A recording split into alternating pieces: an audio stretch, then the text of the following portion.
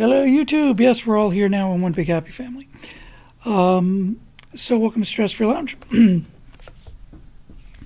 was not expecting this kind of voice problem tonight, honestly, but there it is.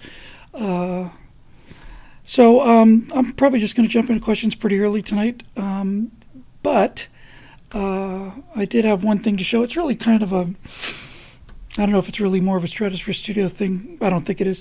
I just published it on the ephemera section on billwhittle.com. It is a, wait a second.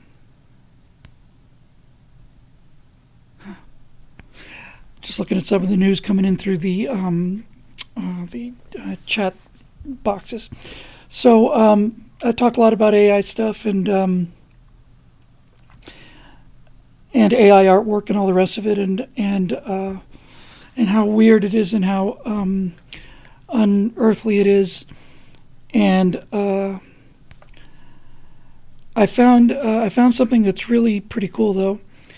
It's an AI 3-minute AI film. It's a mock commercial for a 50s theme park.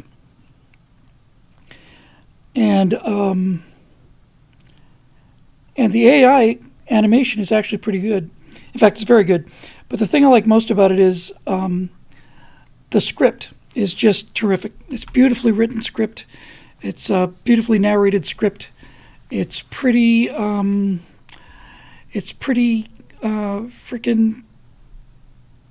weird as usual. And I just thought I'd play that for you real quick. So I'm going to go back to the screen here for a second. So just give me a second here, both of you. This is giving me real problems tonight.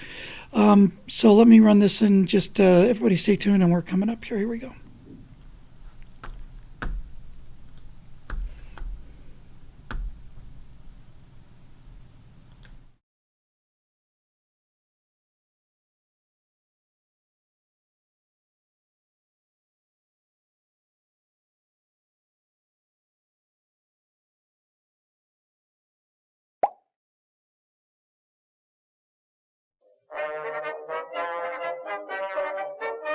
Ladies and gentlemen, step right up and experience the wonder of Pookie Park.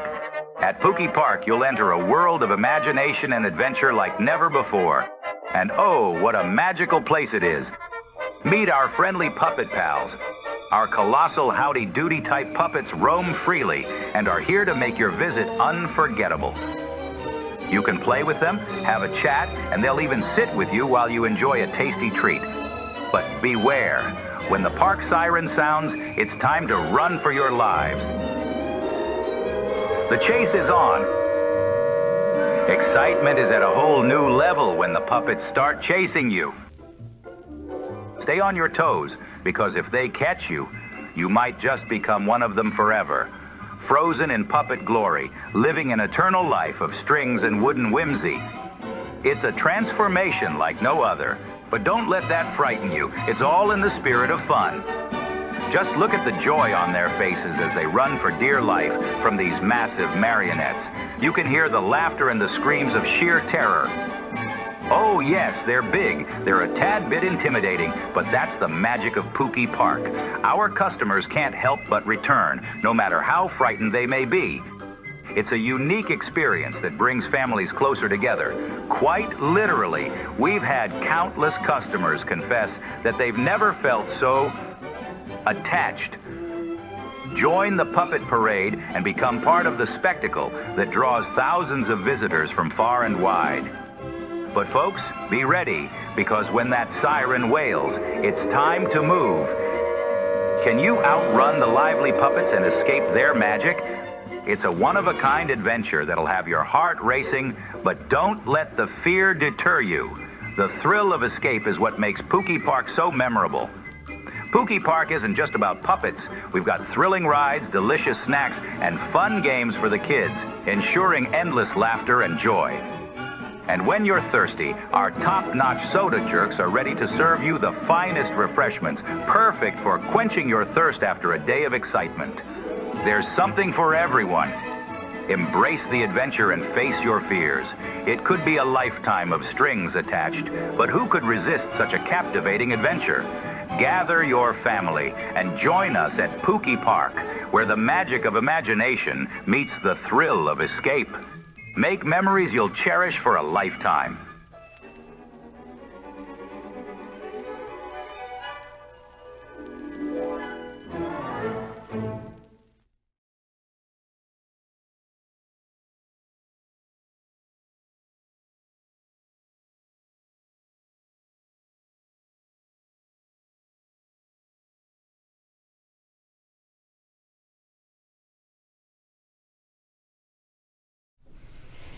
That's just brilliant work. And the reason it's so good is, as I say, the AI is very good, but the script is crazy good. The script and the narration are just perfect. And can you outrun the puppets when the siren screams? I just think it's fabulous work. I put 3 others up on the ephemera post. All of them fairly disturbing.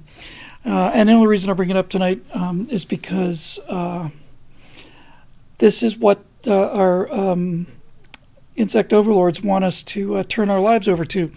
We have AI, then everything will be awesome. Let AI run everything.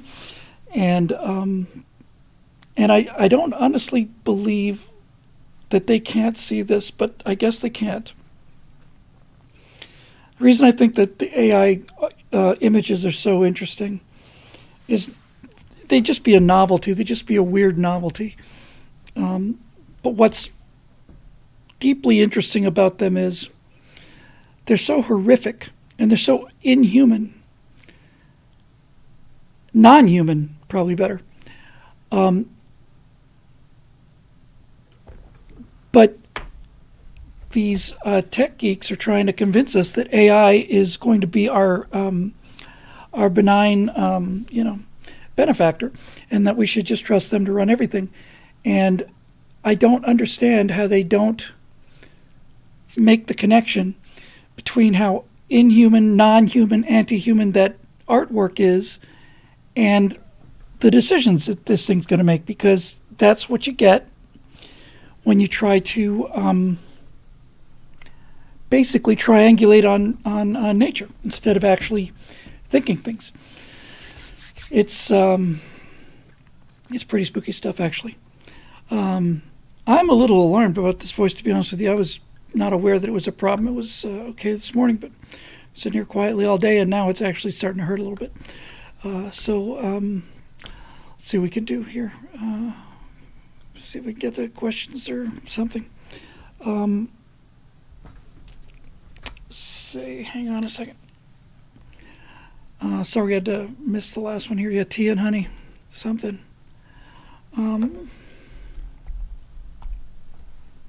Anyway, there's more on billwhittle.com in the ephemera section called Welcome to Pookie Park. There's 4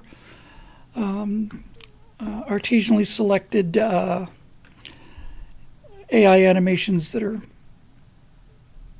worth the visit. Here we go.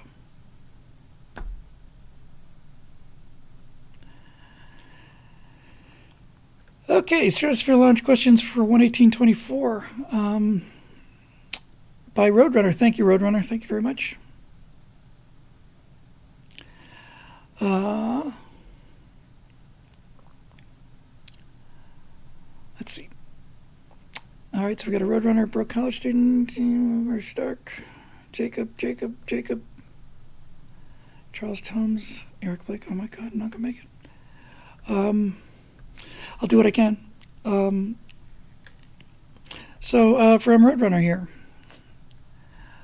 Bill, greetings and salutations. You have no idea how much we appreciate having you on the internet to provide a rational, interesting take on what's happening in the world.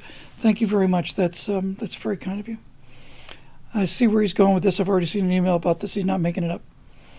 According to the Federal Aviation Administration's website, the FAA is targeting for recruitment people with targeted or severe disabilities, including, among other things, epilepsy, severe intellectual disability, and psychiatric disability. This is what the Federal Aviation Administration is actively recruiting for. With all the mishaps that have been happening in the past few months, many of which were caused by air traffic controllers, is there any way that you as an aviator could please explain how this is a good idea? And then he gives me a link to an article. No, I can't explain it to you as an aviator. I can't explain it as a human being. I can't explain it under any circumstances. It is madness, and we're going to get bit, and there's no question about it. It's not even a question of diversity hiring anymore. It's not even a question of like saying we're essentially going to let anybody in regardless of qualifications. Now they're actively saying we're going to go looking for people who are mentally challenged for air traffic control, and people with psychiatric disabilities. That's one of our recruitment criteria. And this is why, this is the inevitable outcome of victim-based philosophy. Eric wants to know, is the FAA suicidal? No, it's not suicidal. The reason it's not suicidal, it is, but it doesn't know that it is. The reason that the FAA is doing this is for the same reason that New York City elected Bill de Blasio. What possible harm could a communist do? Everything's all law and order now. They're so bloody stupid. They have no memories at all. So when everything is purring along and humming along and we've got things figured out, then they assume that that's the natural state of things, and they start doing all this virtue signaling stuff, and the next thing you know, we got planes falling out of the sky. And I don't want to see any planes falling out of the sky. But if one of them does, I sure wish that it has the FAA administrator on board, because there's no excuse for this. People are going to die as a result of this virtue signaling. They're going to die. And a lot of other things are going to happen that are connected to this. You can't just have this in isolation. It's like there's a tail to these things. So right now we're coasting on the tail of an incredible period of competence and care and investigation, honesty, brutal honesty, all the rest of it. And then we get to virtue signal about this, and then we'll hire all of these people. And then once they're hired, they'll be in the system. And then that tail of crazy and subpar intellects will be in the system. And then they'll be part of the tail. So I don't know what to do about this. It's one of the greatest examples of this administration, this philosophy, modern Democrats and progressives, all of it. We would rather die than change our virtue signaling. Our virtue signal desire, our desire to show everybody how good we are, overrides our survival instinct. And it's the same thing for living in San Francisco. You keep voting for these people that are not only not prosecuting criminals, but prosecuting the people that turn them in. Then next thing you know, your car's been broken into, or you've been mugged or shot or killed by the people that you voted for. Do you change the way you vote? Nope. You don't. You just keep doing it.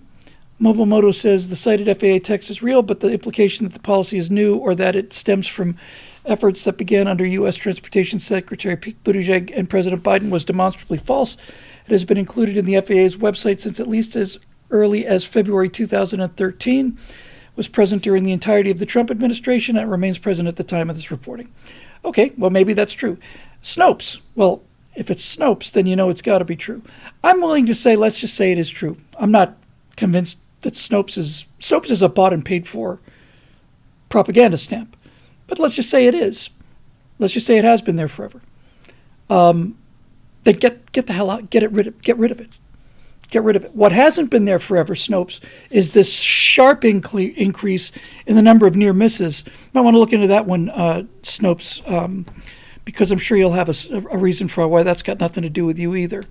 But I'd be curious to know what Snopes has to say about that. Last updated, Roadrunner says, last updated March 23, 2022. So, you know, you've got a Secretary of Transportation who is determined to stop transportation. Got a Secretary of Defense who doesn't think it's worth a drop in a dime to let the president know he's going to be incapacitated for 3 days. You know, I don't even know who the Secretary of State is, honestly. I just don't. And you know, as Joe's got his ice cream, everything's cool. And I don't know. I don't know. My topic on the right angles that we shot on Tuesday was this idea that, well, first of all, unrelated to Trump, I don't think that the federal government and national business should be able to be stopped by a district judge. I think if Congress passes a law, I don't think some dweeb on the Ninth Circuit Court should be able to put some kind of a stay or an injunction against it and basically just decide, no, I don't like it, so therefore I'm going to stop it by myself. This kind of activism and prosecutorial discretion is just, it's a catastrophe. It's a catastrophe.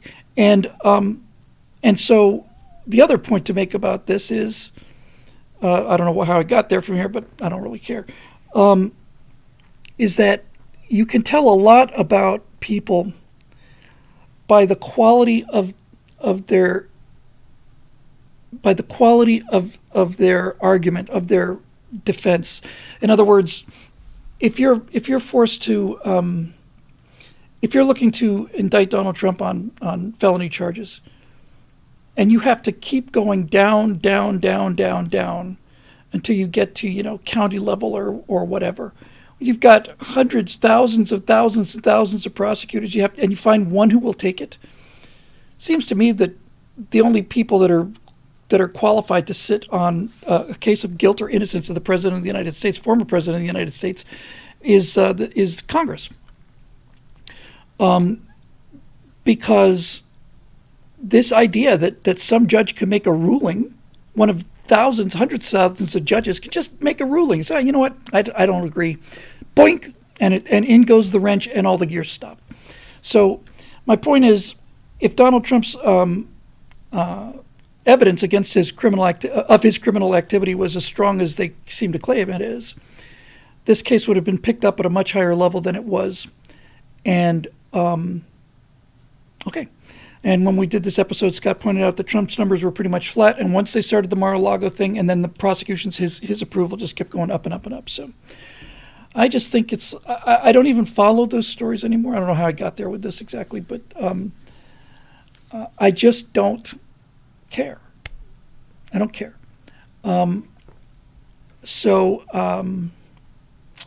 You know, I'm not impressed with the person who's bringing these charges. So we'll see. And yeah, so, you know, what do you say about that? This is what the new war looks like. It is an information war, mimetic war. If somebody had tried to assassinate the president of the United States, we would know how to take that seriously.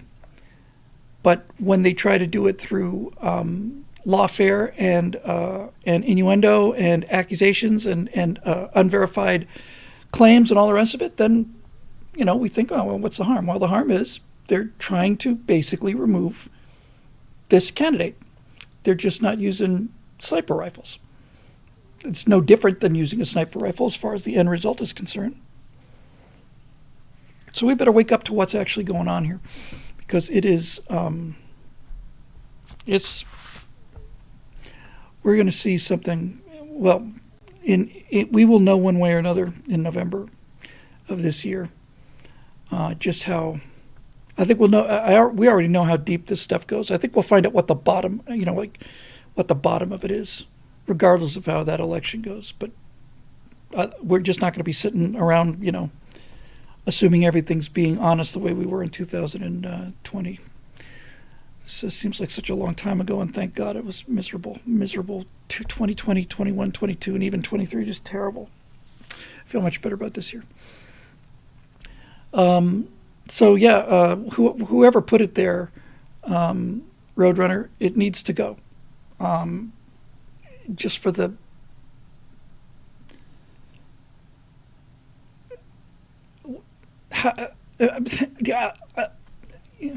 forget the FAA. Who advertises we are looking for people with psychiatric disabilities that's part of our hiring criteria?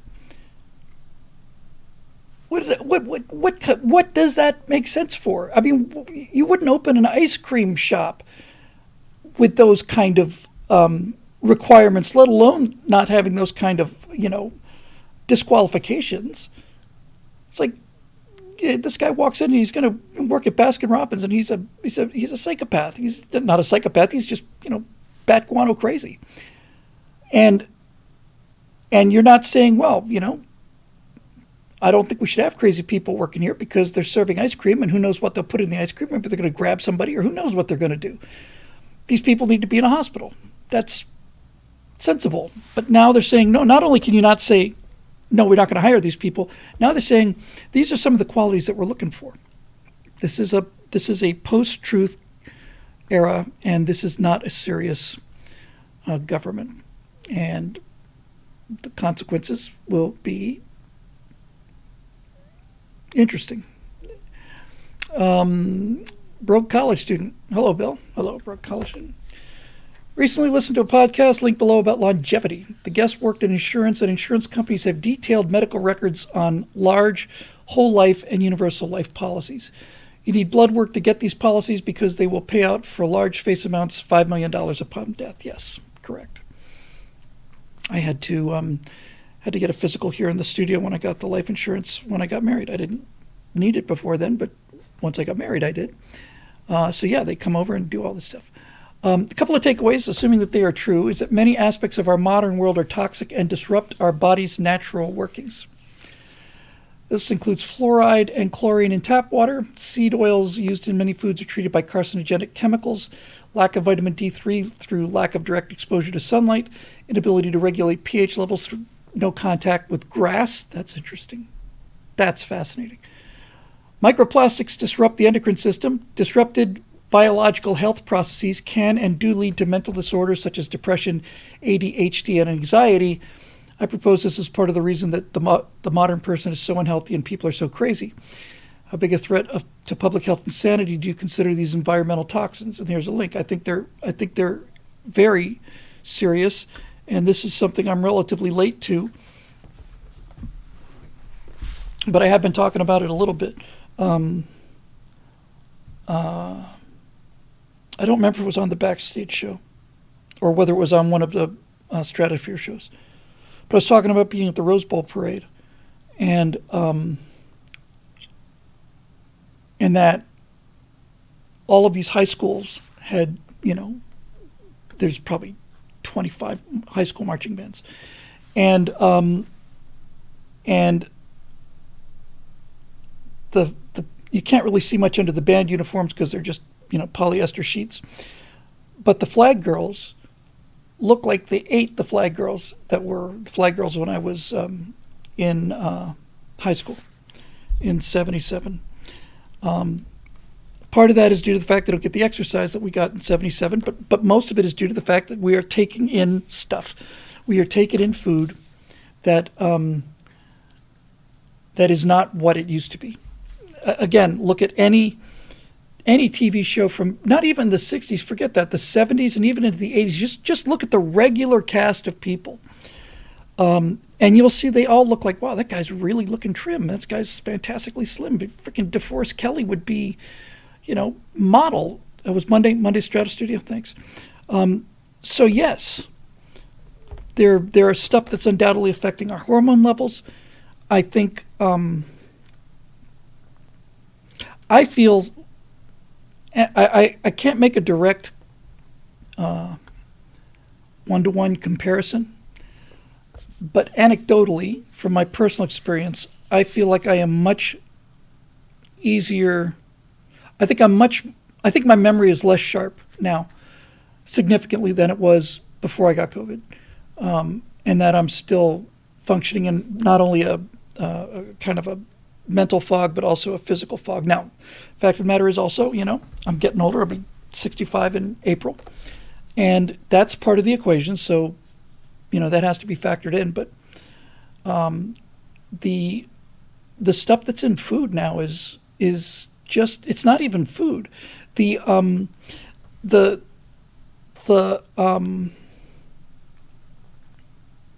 I think I mentioned on the last show, I mentioned, you go out and buy a peach now from a supermarket, and you get these things that look like peaches, but they're hard as baseballs, and you put them on the shelf at home, and they never ripen.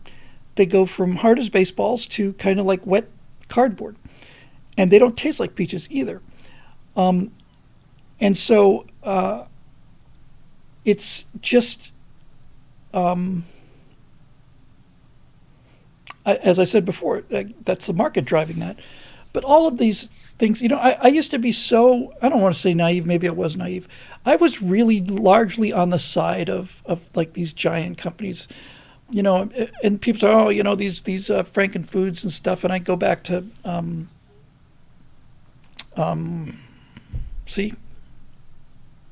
Norman Borlaug, and how he wasn't doing this genetically. He was doing it through, the old-fashioned way, just through crossbreeding. But Norman Borlaug has saved billions and billions and billions of lives. Billions and billions of lives because of his ability to make grains more insect resistant, need less fertilizer, less water. He's saved more lives than all of the communists have taken put together, and probably 20 times as many lives. And he's just an American agronomist. So I'm not automatically against like this idea of, but then when you get into these things like, these guys are like patenting these seeds, and then they're, even if the seeds blow off of somebody else's farm and end up on your farm, and now they do a DNA test on the corn that you've been growing, you didn't buy Monsanto seeds or whatever, but some of those DNA markers are in there, and now it's almost like, you're like you need to license the food. I'm not down with that. That's just, and here's a story that I heard. I don't mean to alarm anybody, but I've seen it twice now. Apparently, a significant number of these big elitist billionaires are buying huge, vast areas of land in remote locations and building bunkers there.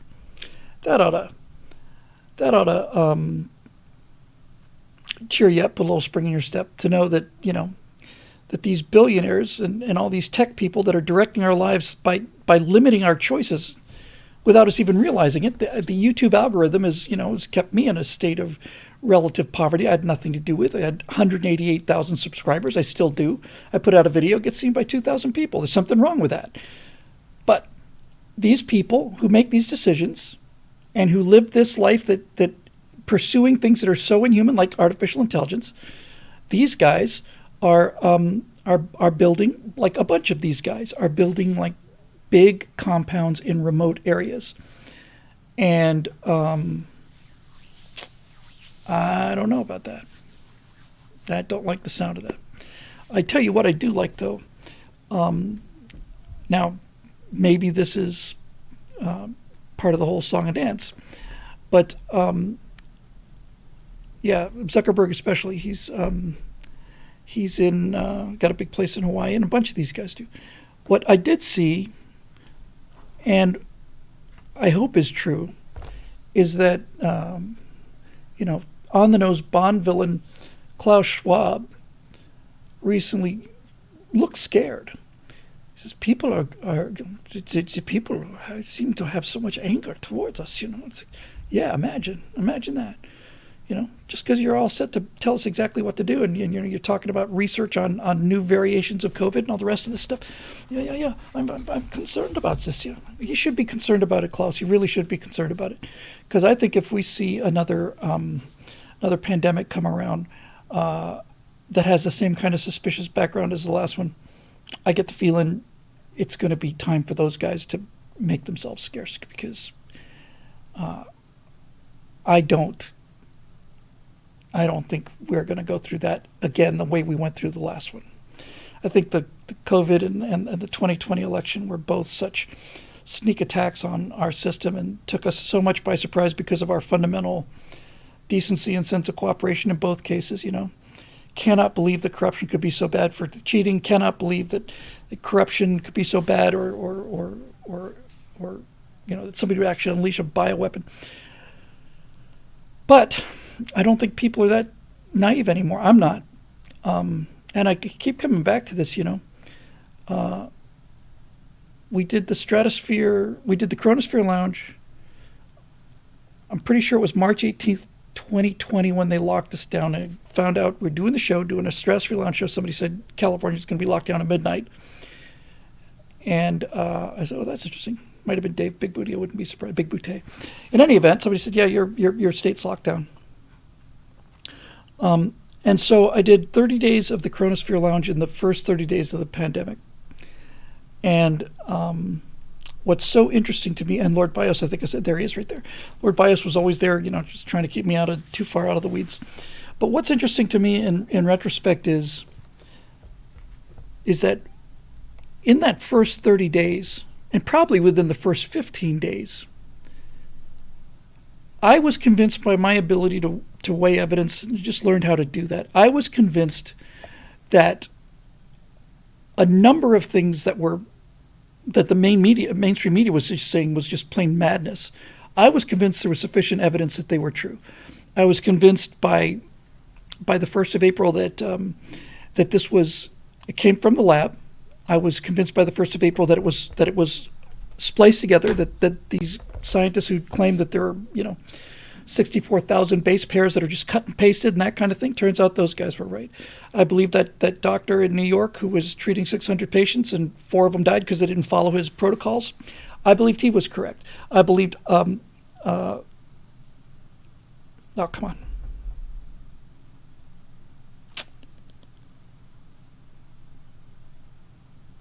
Cannot remember this. It's a little word. Hydroxychloroquine. I believe the evidence that was working was sound and turned out to be. I believe that these mRNA virus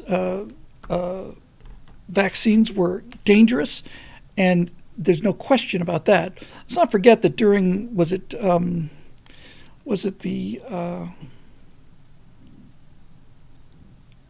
swine flu thing? There was a flu outbreak in the early, I want to say 2014 something. They put out a vaccine, 5 people died, and they immediately black boxed it, just pulled it off the market, said this ridiculous. Now we can't have this kind of risk factor. So the most amazing thing about the vaccine is that it's not a vaccine. It's not protecting people. People have gotten the vaccine and they've gotten their 5 booster shots, just like look at me, I'm wearing the armband in advance, and then they've had it 2 times, 3 times. Natasha's worried about catching it again. I don't. The natural immunity is the gold standard of immunity, and God knows that we had it. I mean, we were decked out for 2-3 weeks. But Lady Hawk points out they changed the definition for the vaccine. Now, see, these things are actual proof. Castellan says, have you seen Tucker Carlson's episode 60 on X? It's about Big Pharma and the vaccines, and it's terrifying. I have not seen it. I'll look at it. So in the middle of this whole coronavirus thing, I don't have to say Victrolas anymore, at least not that I'm aware of. Oh my goodness, Lord Bio says, my colleagues and I will be publishing a method to improve RNA vaccines in a couple of months. Well, Lord Bios, I just thought you were just kind of a, not like a low-level guy. I just thought you were a retired researcher or something. I didn't realize you were like one of these bleeding edge kind of guys. It's just extremely flattering that you're still here after all the speculation that I did. But nope, I make vaccines. Well, let me say this before anybody gets too much of a misunderstanding about me. I've said this before. I said it during the entire pandemic. I'm saying it now. Vaccines, real vaccines, have saved more lives than anything else in the history of this world, and there's nothing comes close to it. Nothing. Disease has killed more people than, that is our number one killer of human beings, is disease. And the invention of the actual vaccine, was it with Jenner, I think it was, right? This idea that you could expose the body to either a weakened form of a deadly disease or one closely related, the case of cowpox versus smallpox. This idea that you could prep your body's immune system so that it knew what it was looking for has saved not just countless of lives, but just countless amounts of misery. Just forget about even dying from these things. Think about all of the sicknesses that you've avoided, because of these vaccines. And of course, this was just before my time. I mean, I remember being a kid and hearing people who were a little older than me talking about it with such reverence, but I didn't have direct experience with it. But people were just dropping like flies from polio, children. They're in iron lungs for the rest of their life, and Jonas Salk just gets on there, man, and he just, bores down into this thing. Salk comes up with the polio vaccine, and it's like problem solved.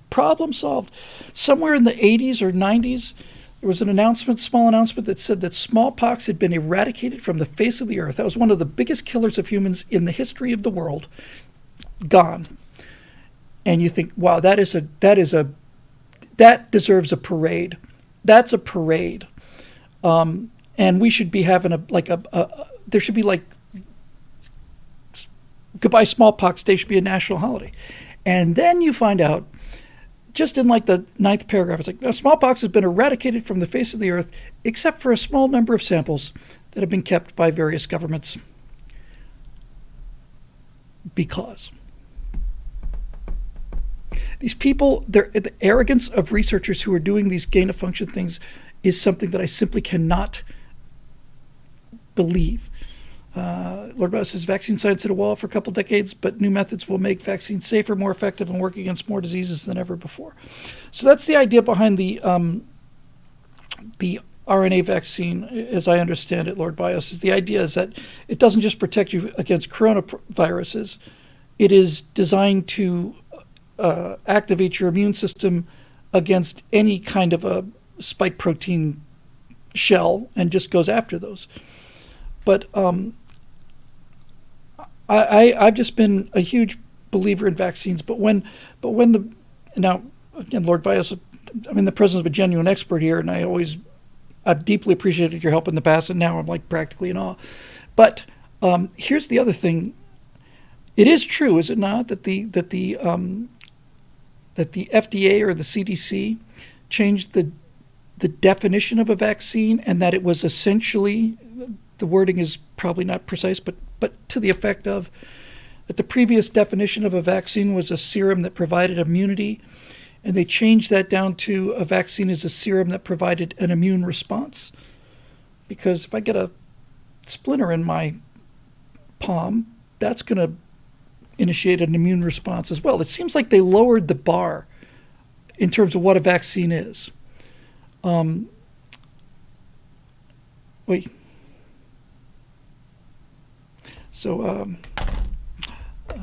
No, that's not true. The definition of a vaccine hasn't changed in over 50 years. They did not change the definition on the website. So that was misinformation. See, this is the danger. And at the very least, I'm aware of the fact that this happens. Okay, well, that's reassuring, actually. How about that? Oh, that's a real problem. I'm really quite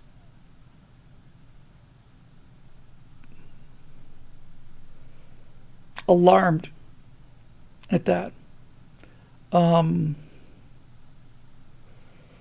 says malaria may have killed half of all the people that ever lived. Yeah, I wouldn't be surprised.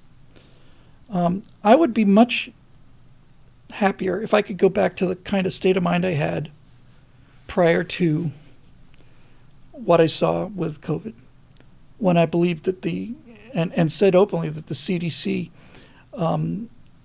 was one of the great government investments in the world, that the CDC was one of my all-time favorite, not only government institutions, just the entire idea that the U.S. government would put a ton of money into having guys going around the world and making sure they're squashing these bugs as they come out. I just thought that was tremendous. But there was so much politicization of it. Bio says a vaccine must convey immunity to either prevent infection or reduce the symptoms of a disease. So I suppose on that level, the RNA COVID vaccines are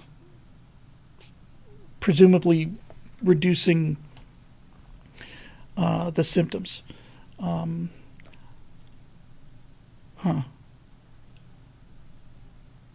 Okay, well, that's interesting. Yeah, it's just fascinating hearing people really know what they're talking about. It means the CDC is how it drags its feet in authorizing good over-the-counter meds.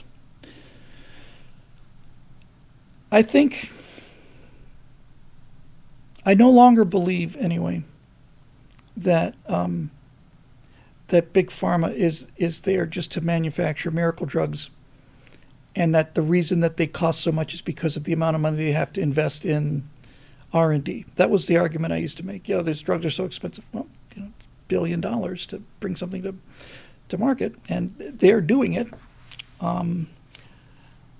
But I'm not so sure anymore. I'd like to believe that I've gone too far with this. It'd be nice if I really could believe that.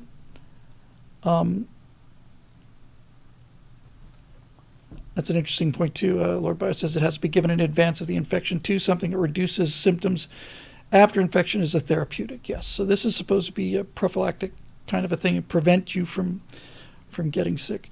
Let me just get myself straight on this, to kind of get in the weeds about this for a second. But basically, Lord Bio says, just let me know if this is essentially correct.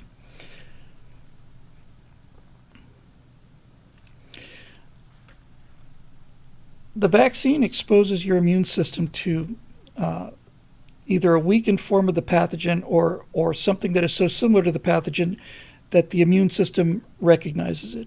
And the reason that a vaccine works then is because when you first get infected, when that pathogen first gets past your skin,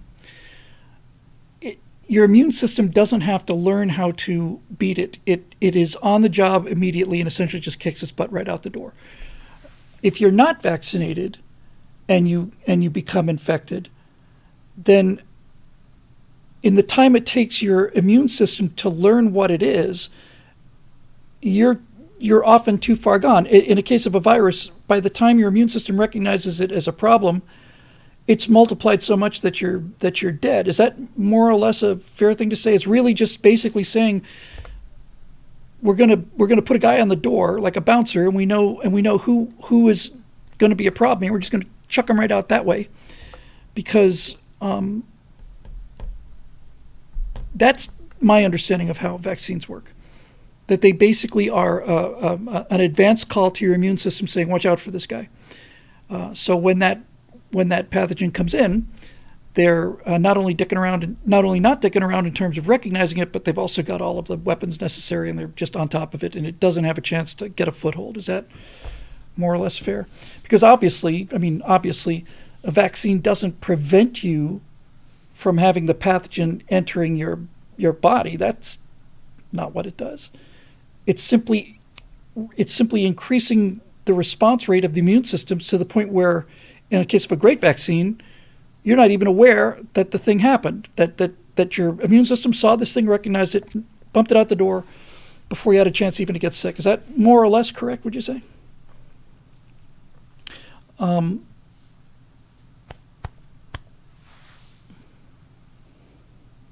Yes, essentially a learned immune response will clear an infection within a day or so.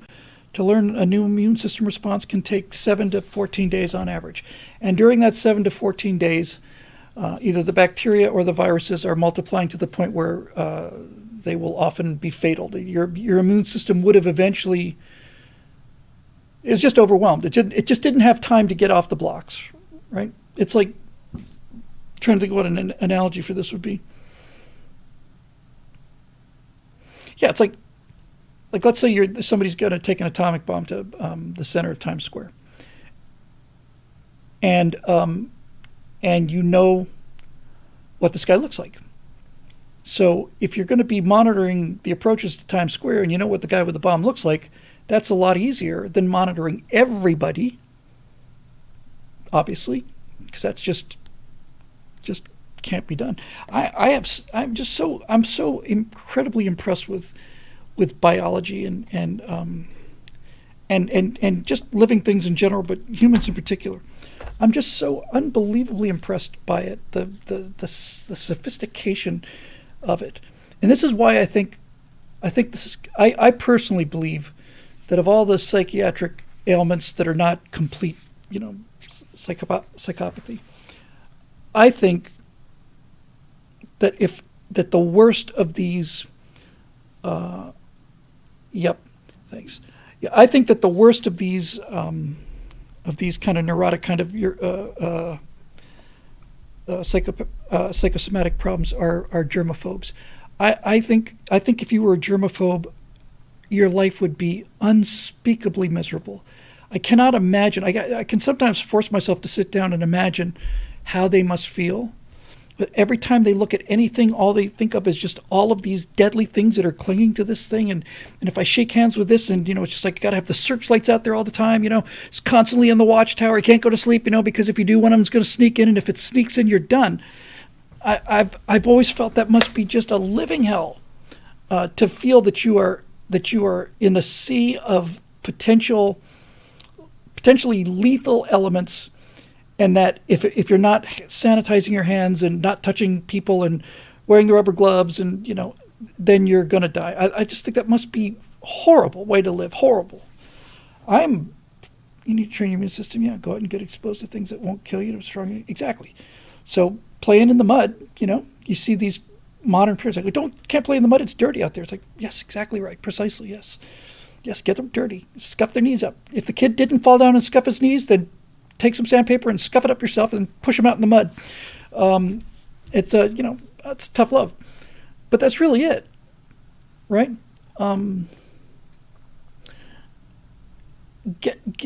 This is the argument that I've made. One of the first arguments I ever made. It's like, if you've got kids and you want them to survive, you can either try to build a world where there's a 6-foot perimeter around every single body of water and it's attended by lifeguards, or you can teach the kid how to swim. Those are your choices.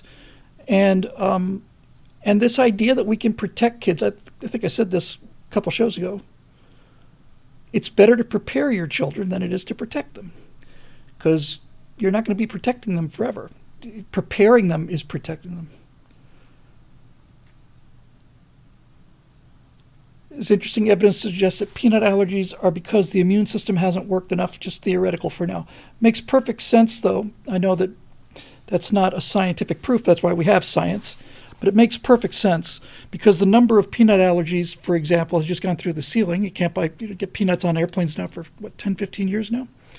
They were unheard of when I was a kid. When somebody said they had a peanut allergy, I said, you mean like peanuts like in peanut butter, that kind of peanut? Yeah, it could be real bad, could kill me. Peanuts?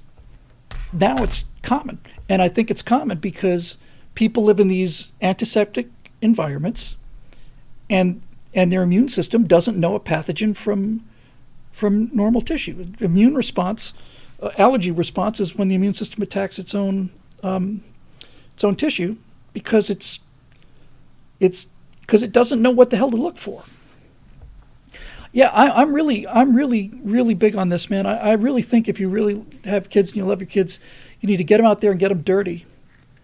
Get them dirty, and if they cut their elbows or whatever, and it gets covered in dirt, I'm not saying don't clean it up, and I'm not saying don't, I almost said iodine. Iodine is an invention of the devil. But obviously he comes back with a cut and he's got dirt in it. Clean it out and buff him up, clean it up, put a Band-Aid on it. But that's good for the kid. It's good for him. Roadrunner says make sure your tetanus shots are up to date because Eric Blake put his foot right over a nail, went right through his foot. but he had his tetanus shot, so he was okay. Yes, Dave Big Booty beat me to it, doggone it. That's just not fair. I was one of those iodine kids when I was very young, and I don't know. I'm sure there's a version of iodine that works just exactly as well in terms of preventing infection, but that the scientists sat there and spent another couple years on it trying to determine what they could add to iodine solution to make it sting more, because iodine was designed. It's almost like bioengineered to be the most painful thing you could possibly do. And so I was visiting my Aunt Marty and Uncle Rock, my whole family in Pennsylvania. I was probably 9 or 10, or so I was younger than actually 6 or 7 or something. Learned to ride a bike in their backyard on this, a little paved strip in the back, and I'm learning to ride the bike, and down I go, and it's like scraped the hell out of a knee, and I went in there, and my Aunt Marty said, "Okay, we're going to get this cleaned up," and I thought, here we go, here comes the iodine, just like give me a bullet to bite on. And then she hit me with Bactine, and I thought, what is this miracle? And she says, Bactine. I said, Bactine. This not only doesn't hurt, it actually feels much better. I guess they put a little topical anesthesia in there, some anesthetic in there, something.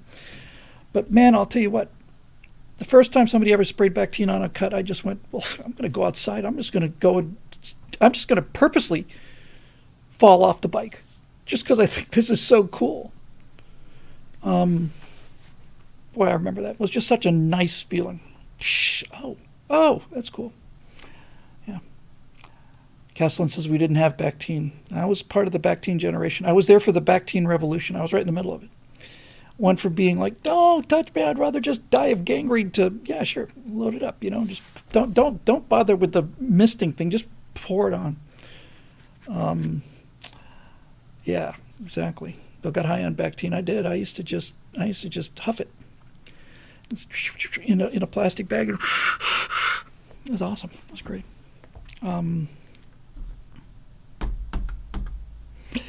Since we're on a completely wild and random subject chase here, has anybody had the experience where you're not terribly sick?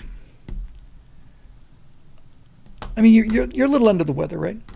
And you didn't have to work the next day, and then you do the NyQuil thing, and you go into the NyQuil coma, and then you wake up like, I don't know, 6-7 hours later, and you're like, I will just continue to sleep.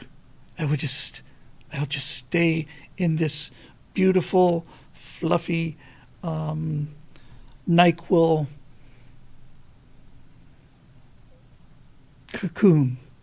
cocoon. Yeah, it's like, the purple stuff, not the yellow stuff, that's garbage. The purple stuff, and it's like, I'm going to sleep now, and I'm going to sleep for 26 hours. And when I wake up, I'll be feeling much better. But I'm going to sleep for 26 hours, and nothing's getting through. Nothing. That's great. Anyway, this is the thing. That's how they should have fought COVID. They should have injected NyQuil directly into the bloodstream. And I've heard there's interesting stuff being done with UV light, too, in terms of that kind of thing. It was great. Fabulous. The difference between methylate and mercurochrome. I remember hydrogen peroxide too. Does that just seem weak? Somebody said something interesting about hydrogen peroxide, however. They said at one concentration it's a mild antiseptic, at a higher concentration it's a hair dye, and at a higher concentration it's rocket fuel. That's kind of an all-purpose thing to have around, I guess. All right. Well, I have to tell you, Lord Bias, I said it before, I'll say it again. I was deeply grateful for all of your advice and your corrections during that time. And I had no idea that you were this. I can't believe you listened to me for 30 days. Frankly, that's what I'm trying to say. So thank you again. Okay, let's see what else we got here. Starting to get the vocal cords lubricated here. right, here we go. Marisha Dark. Topic, patterns. I like an organized person.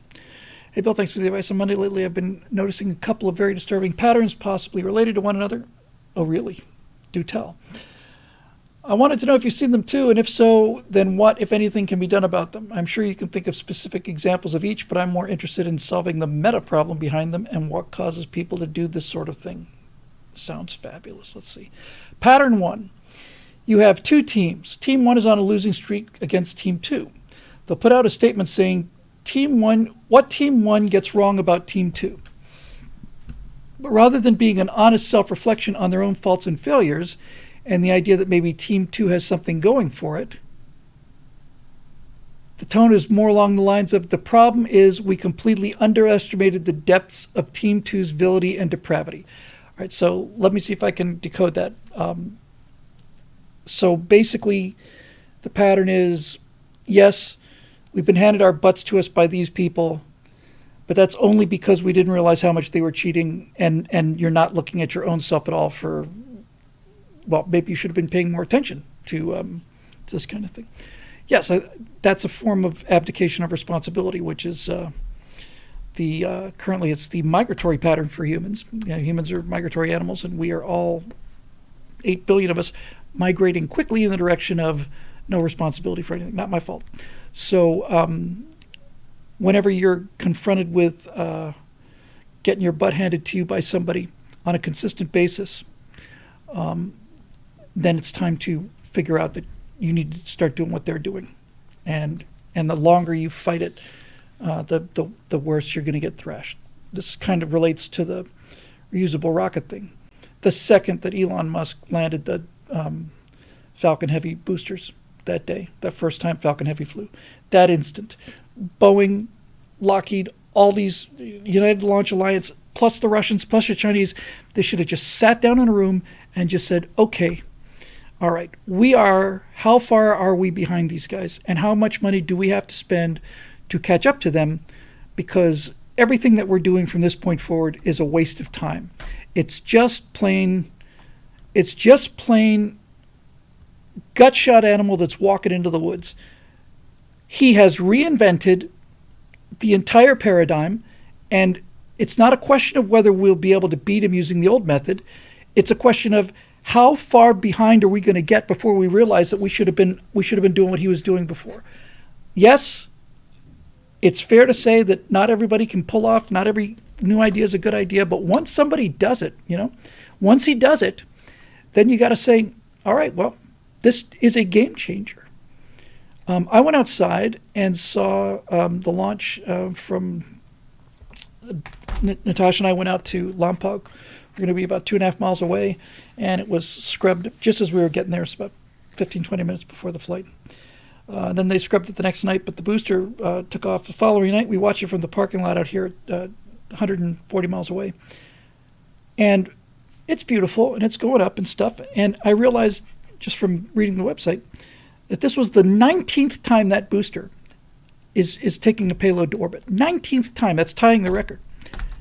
And I just thought, this is kind of like watching a jet taking off. It's like, okay, it's kind of cool, but it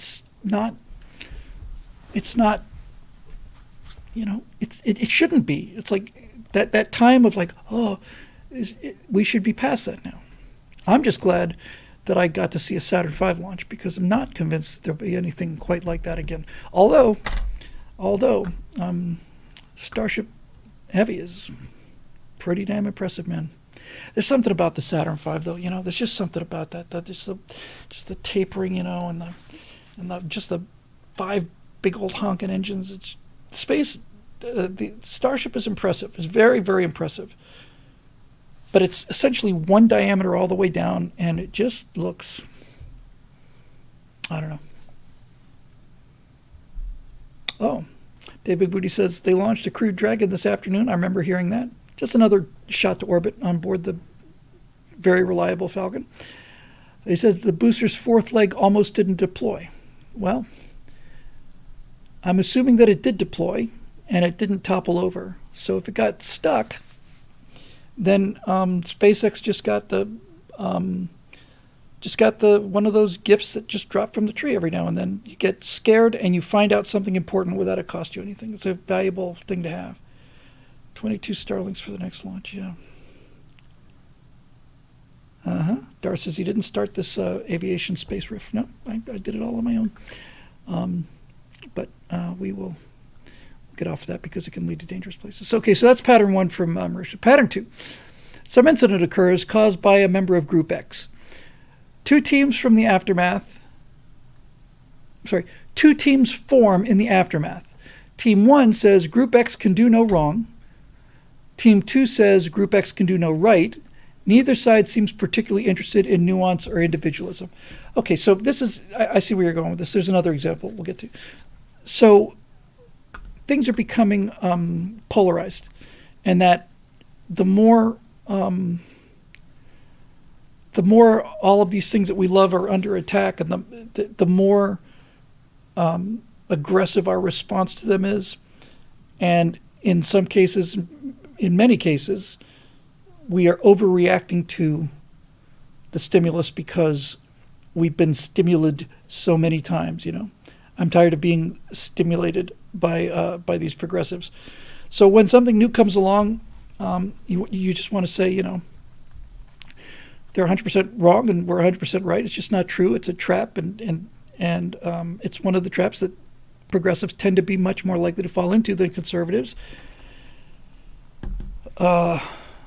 But that doesn't mean we don't do it. We do it a lot, and it's increasing. I'm seeing it increasing, and I'm worried about it. This idea that if Joe Biden steps out in the rain and says it's raining, and we say, no, it's not, it can't be true because he said so, that's madness. It's just insanity. Just insanity. My wife is constantly making a point of trying to moderate me. She's done a pretty good job of it too. But one of the things now I have to push back against this too, and I do. So she's one of those people that says that, nobody is 100% evil and nobody's 100% good. She's absolutely right about that. It isn't black and white, 100%. But it's not just all perfectly neutral gray either, There is such a thing as right and wrong. And it's true that good people do bad things and bad people do some good things. But nevertheless, there are good and bad people. And to use that argument, that 100% argument, to pretend like there is no difference between the two or that the two are morally equal is a trap. So I try to be as careful as I can to talk about progressives and their philosophy, because I don't think the run-of-the-mill Democrat does not know any of the things we know. They've never seen it or heard it. I'd be willing to bet you that the run-of-the-mill Democratic voter has not seen 2% of the number of times that Joe Biden has gone into vapor lock compared to us. You can't fault somebody for not knowing what they don't know, and that's just being fair. But at the same time, it's not the same thing as saying, well, what's the point in fighting them? Or no, you got to understand the problem before you can solve the problem. And when we were talking about the FAA thing earlier, having had my confidence in the CDC rocked completely, and being a private pilot, I have not had a 100% love affair with the FAA, because we are at loggerheads on some issues, although to be perfectly fair, on most issues, we're on the same page. But the NTSB, on the other hand, is still the only government agency that comes to mind now, including NASA, that I still admire in my bones. Because the NTSB, National Transportation Safety Board, is ruthlessly critical, self-critical. And this is the thing I like most about aviation and space when it's successful, is this idea that, okay, so we're up here, we're doing something, and something exploded and we killed 6 guys or whatever. If we then go into that, well, it wasn't our fault, it was their fault, then we're doomed. And if it's also like, well, I don't see how we did anything wrong, it's like, well, if you didn't do anything wrong, then the ship wouldn't have exploded, but it did, so somebody did something wrong. At its best, this kind of cutting-edge engineering is extraordinarily self-critical. And and you start with which I think is fair. You start with the presumption of innocence of intent. I don't think anybody take for example this one of the most horrific air crashes ever. That was the Alaska Airlines flight off the just off the corner here off of Point Mugu. It was a flight, I want to say, from San Diego to San Francisco, or maybe it was somewhere in Mexico, just up the coast. It was an MD-80, and they're just cruising along the coast, and all of a sudden they start getting a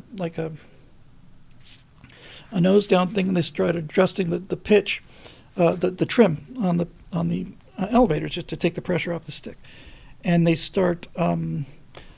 They start adjusting the pitch, and then things start getting worse. And the more they try to correct it, the worse it gets. Finally, the thing ends up getting pitched down so far, the trim system, that both pilots together, pulling back with all their strength, couldn't hold it level. They had to go inverted. Because when you're inverted, the nose still wants to come down, but it's pointing up. And that crew posthumously won some sort of a civil aviation award for heroism, because they fought that thing for 20 minutes, and they never gave up. But the thing went inverted into the water, and those guys were as good as it gets. Now, what happened is that there was a worm gear that cranks the angle of attack on the horizontal stabilizer at the top of the tail, and for a worm gear to work, it needs to be lubricated, and this wasn't. And somebody just pointed out, Dave Big Booty said there were 20,000 hours on the airplane and never once been greased. The jack screw that controlled the elevator. So here's the point I'm trying to make about the NTSB. I don't think that anybody at Alaska Airlines said, we want to go kill a bunch of people today. And I'm not entirely sure that anybody thought, I know what they thought. They thought what NASA thinks. They thought, well, we haven't had a problem with it before. Yes, it's probably cutting the corners on this, but we haven't seen any problem. And since we haven't seen any problem, we probably won't see a problem today. And if there is a problem, it'll probably be a minor problem, then we can deal with it then. So people have a tendency to put these kind of things out of their minds and just keep on going. And this was exactly the case with the solid rocket boosters and Challenger, and exactly the case with the foam coming off of the external tank on Columbia. Both times there were plenty of evidence it was happening. Both times they knew that it was potentially fatal. And both times they said, well, it didn't happen last time. It didn't happen the time before that. Probably won't happen today. So they went. Now, it turns out that attitude is the problem, but you've got to start with essentially removing criminal intent from them for two reasons. Number one, because it's not fair, but most importantly, see, there was a when I was flying a lot, there was a FAA had something in place, and I forget exactly what it was called, but basically what it said was, if you in this program that the FAA had established, it said that if you admit to having made a mistake through this program, we will not take corrective action against you in the interest of safety. In other words, if you did something stupid and you got away with it, and you want to tell us what the stupid thing you did was so that other pilots don't do stupid things, then we won't go after you because it's not in our interest to do that. That kind of thing is really powerful, you know? So you really have to say, okay, I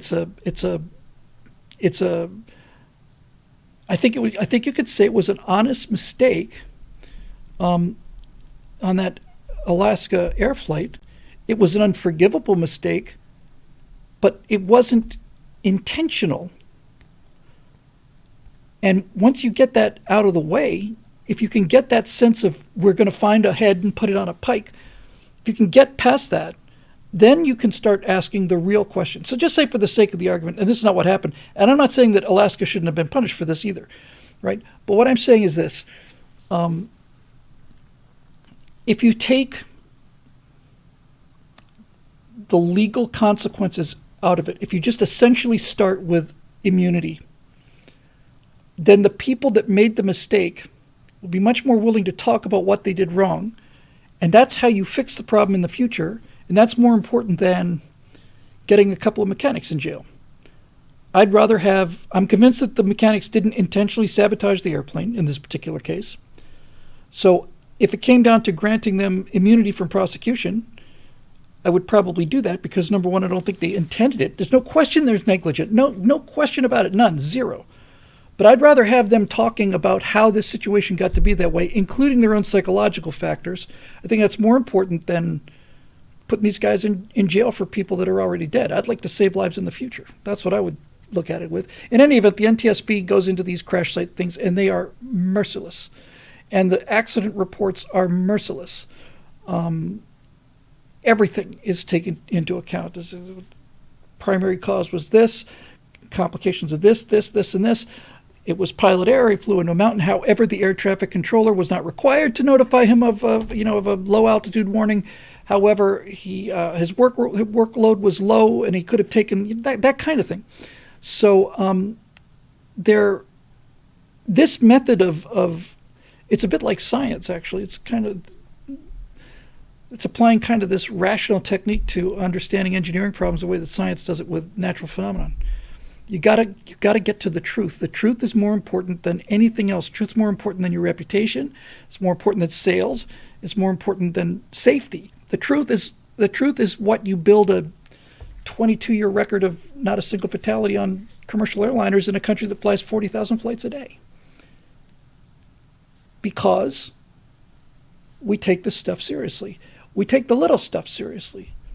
There is a line on every runway in this country. Even the unattended airports have this line.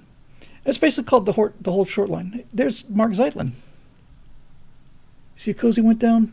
Mark Zeitlin was my airplane mechanic for a couple years. I love the guy. He's one of the best guys I ever met. Really liked him.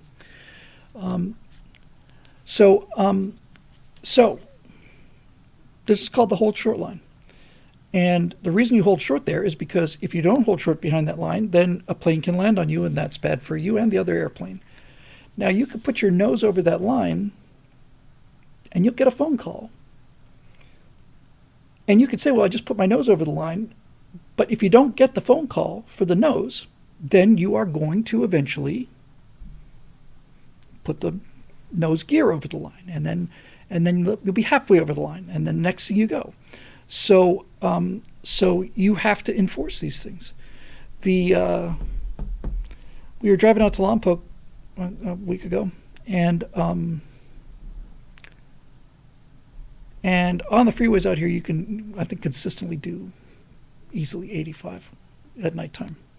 I have never seen so few highway patrolmen as I see in California. I've never, ever experienced it. Now, in Florida, on the other hand, southern Florida anyway, there's a state trooper behind every single overpass. And I mean, they are just sitting there with their radar guns. There's like 3 of them lined up. It's like a taxi service.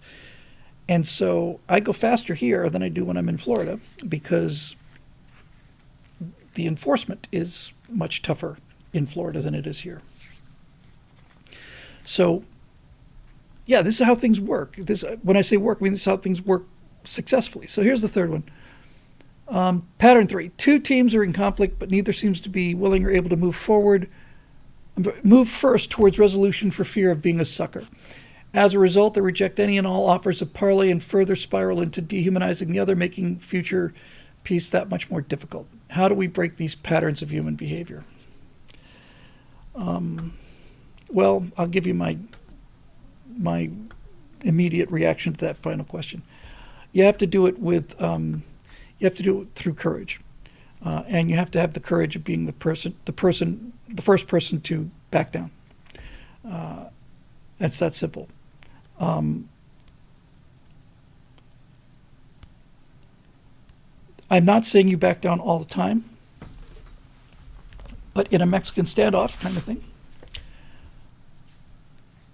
the person who de-escalates the situation will usually be the party that has the most self-confidence. The more insecure you are about anything, the more you talk about it. So People that are constantly virtue signaling about how smart they are very concerned about not being as smart as they want to be. And so, where did I see this? Part of it was in the Horus Heresy series on Warhammer 40K, where Horus, who becomes this agent of evil and the catastrophe, and the entire human race, greatest catastrophe is his rebellion and his uprising. But he starts out as the best of them, and one of the things they do in the very first book by Dan Abnett to show what Horus used to be was he's this incredibly powerful figure, and he's confronting some force that he could squash with a thought. And Horus basically takes a knee to these people, and he says, and then say, well, Horus, how could you do that when you're, how does that affect your pride? And he's basically saying, my pride doesn't depend on this. We'll save some of their lives, save some of our lives. Good for the outcome. Cost me nothing. I don't feel smaller because of it. If you have that kind of confidence, then you can do that. You can be the guy who just says, all right, we'll walk away from this. I know I'm just a broken record on these things, but these body cam videos, the amount of abuse that the police take and the kind of abuse that they take, accusations of being, of being pedophiles, and it just never ends, and screaming rape when they're being handcuffed and all of it. They just keep. They're cool, and I couldn't do it. I couldn't do it, but that's because they've got more, because they're not as thin-skinned as I am about these things. So, speaking of allergic, I'm having like an allergic reaction in my fingers here. I don't know what it is, but something's bugging me. Got to go eat some peanuts. I guess that'll probably solve the problem, right? That's science, isn't it? So basically, what you're saying, Marisha, is that people are getting entrenched. And entrenched is not a good place to be. Flexibility is key. Thank you. Mental flexibility is the key. You got to be prepared to change your mind. If you're not prepared to change your mind, then what good does reason do you if you're not able to change your mind? You can have the ability to reason, but if you've got so much emotional insecurity that your reason tells you should change your mind, but your ego won't let you, then reason's useless. I think it was Mark Twain said, a man who doesn't read is no better than a man who can't read. That's a profound statement, as usual, from him. But think about that. A man who doesn't read is no better off than a man who can't read. That's really important. So, I've always been impressed by people that were able to take the high road out of things. That's not the same thing as saying I'm always impressed by the people that back down first. I'm impressed by the people that take the high road out of it.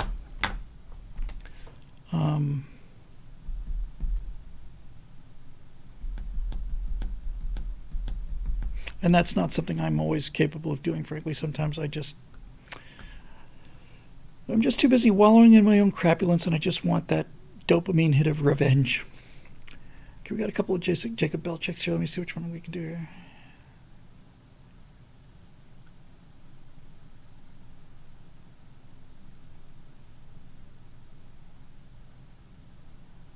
Okay, I'll take the big one.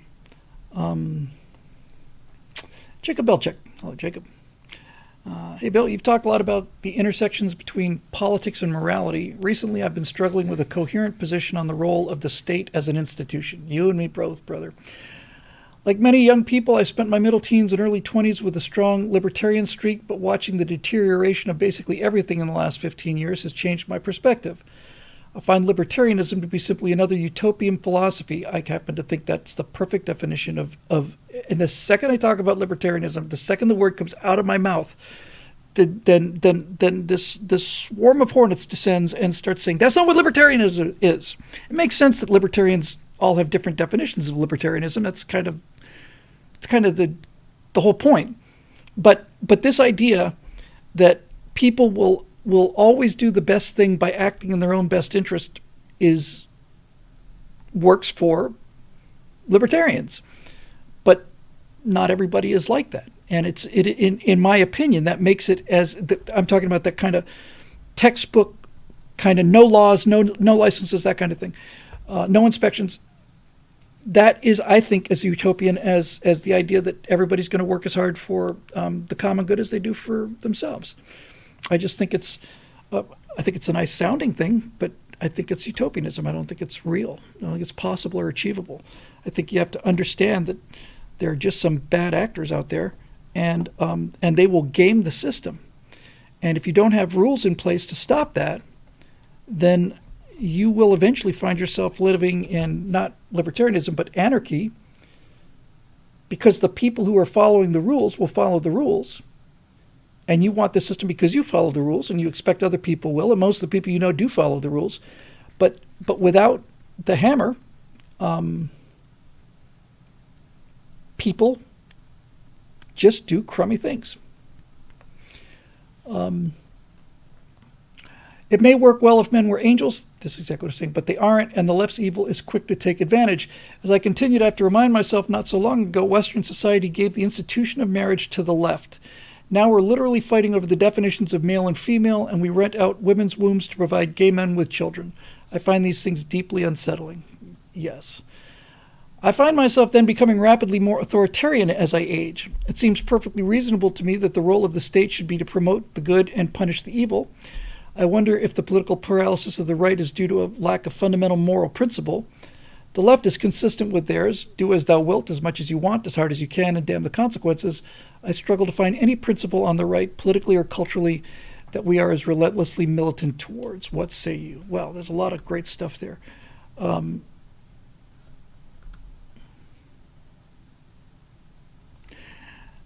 think I can help with this. Tell me if this sounds about right to you.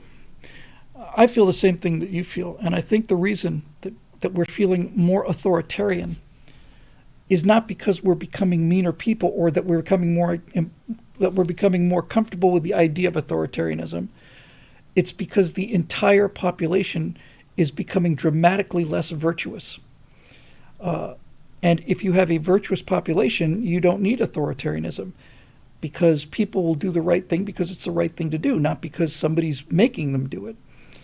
But as all of the social pressure and social proof that used to create a virtuous society,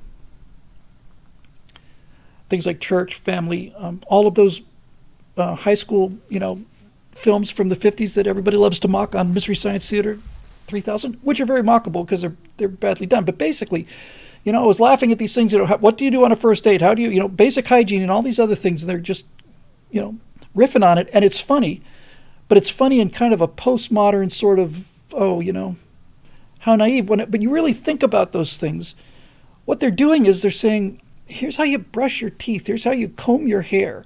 This is what we expect of you. This is what you can do to ask a girl on a date. This is how you should behave. And we cared about it, and it worked. And when you have people doing the right thing voluntarily, you don't need a lot of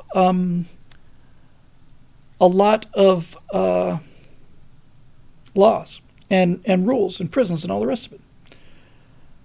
But as the population becomes more and more, less and less virtuous people have no recourse but to say, well, we're going to have to increase the enforcement in order to keep this order, law and order. In order to keep order, we're going to have to increase enforcement because the people are getting worse. I don't think it's that you're changing or I'm changing and we like this any better. It's just that it's that or let them game the system. So this is the thing. Lord Bios, by the way, said the Republicans would do well to repatriate the libertarians back into the party. Yeah, well, I could solve these problems very quickly, I think. So here's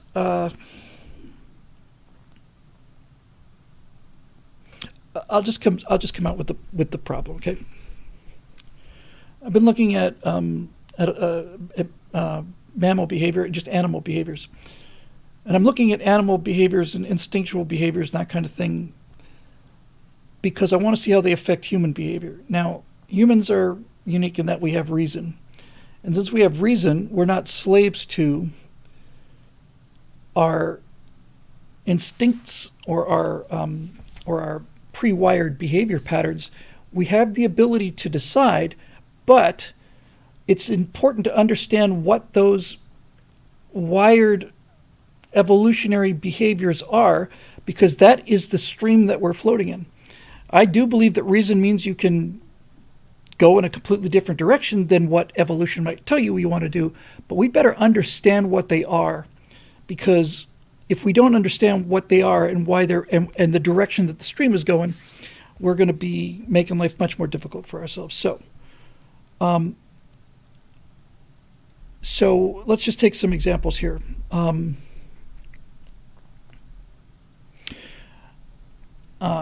Macaques have a very, like many animals, have a very developed pecking order, eating order. And it's a largely matriarchal society for macaques. The males just kind of wander around. The females are basically the social structure.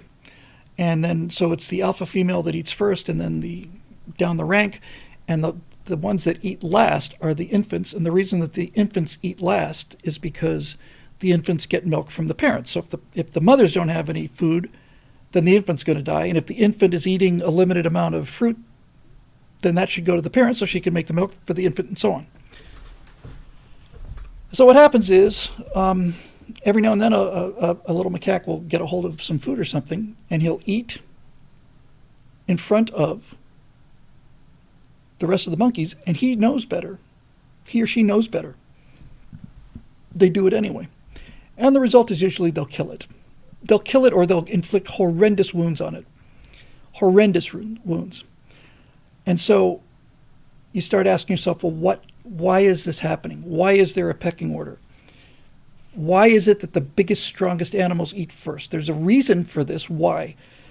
And the reason is because, regardless of what the individuals want, it's in the interest of the species that the strongest and most aggressive and resilient animals are the ones that eat the most food, because they are the ones that are going to produce the best offspring.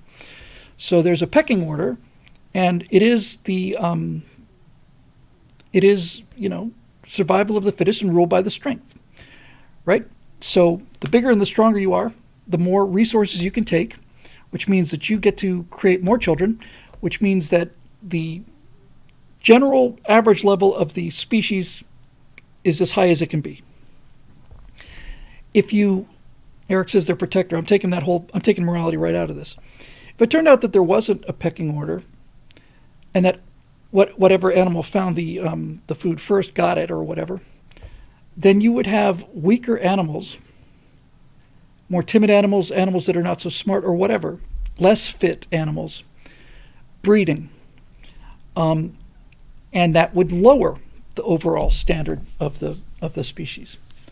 So all of these things, like the horses that stomp the deformed foals to death, and this whole idea of like abandoning the runt, and all these other things, and orphaning children, and just leaving them out there to starve because you're got a mother macaque that's nursing an infant, and she can't nurse two of them, and so the orphan is just basically hangs on and dies because it doesn't get any food. All of this stuff is morally repugnant. I don't want to live in a society where only the strong survive. I don't want to live in a society where the weak are just thrown out into the street and F them. That's the ultimate nightmare for me. The entire point of civilization and compassion and this idea that morality is based on reciprocity and fairness and compassion and empathy. I would be a lousy Spartan. And by the way, the Athenians handed the Spartans their butts more than vice versa. And the Thebans walloped them too. So here's the problem. We don't want We don't want less fit individuals to go out and die in the street like dogs, because we're civilized people with empathy and compassion. And so we don't do that, and we shouldn't do that. And I'm not saying we should do that. But if you now make this instead of a physical fitness, if you make it now an intellectual fitness, an emotional fitness, a fitness to govern society, right? If you're just talking about the kind of qualities needed to run a society, like an airline, basic honesty, competence, understanding what you're doing, then the trap is, by protecting the less fit out of decency and compassion, which I'm all in favor of, you are giving the less fit a bigger voice in the final outcome, and that voice will be to the detriment of the common good. So, for an example,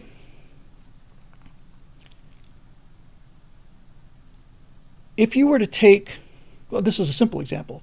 It's got nothing to do with race, color, anything. It's just a simple example.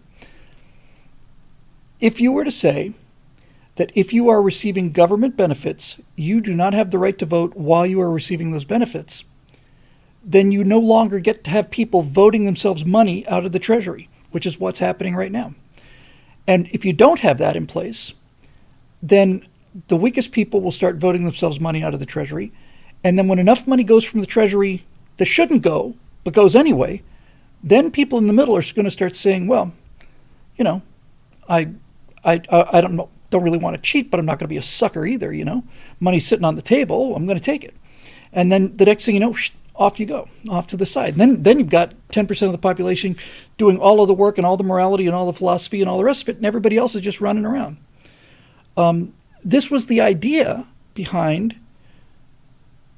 This idea is so demonized by the left, and they're demonized in a way that I can agree with in terms of the way they frame the language. So they will say things like, well, when there was when you had to have property in order to vote, that voting was restricted to males with property, right? Hey, that the only people that could vote would be males with property. People would say that's not fair to females, it's not fair to people without property. And that's true. But the reason that rule was there was twofold. Number one, if only the people with property could vote, they would not be voting money out of the Treasury that wasn't necessary to improve society. They wouldn't be voting themselves handouts because they didn't need them. That's the obvious case, is that if you make voting predicated on property ownership, then you don't have people voting themselves, voting for these incredibly corrupt, incompetent people who promise you a check. But what's more subtle than that, and that most people don't realize, is if you only allow people with property to vote, only the people that are able to hold and if you are able to hold and maintain property, then you're doing something right. You have to be able to understand the basics of economics. You have to understand law and order. In order to have and hold property, you have to have some connection to competence. And so what that requirement did is it meant that people would not go into politics for venal reasons, and it meant that the only people that could affect the outcome of the country's future were people who were politically fit, economically fit. It's not even a question really of intellect, more a question of emotional control, I would say, really, because a lot of this is pretty simple stuff. It's not like how smart you are. It's, do you have your emotions under control? Can you play the long game? Are you willing to pass up the short-term game for a bigger long-term game? All of these things that are necessary for success in the long term, property people, generally speaking, had those things. So if you've got that in place, then you have a well-ordered society. Now, you could say that's not fair because the property people are voting on your outcome and you don't get to have a say in it, and this is a very, very good argument. But it's certainly got its merits, right? So if you are at the point where you let people who cannot name 3 countries in the world vote,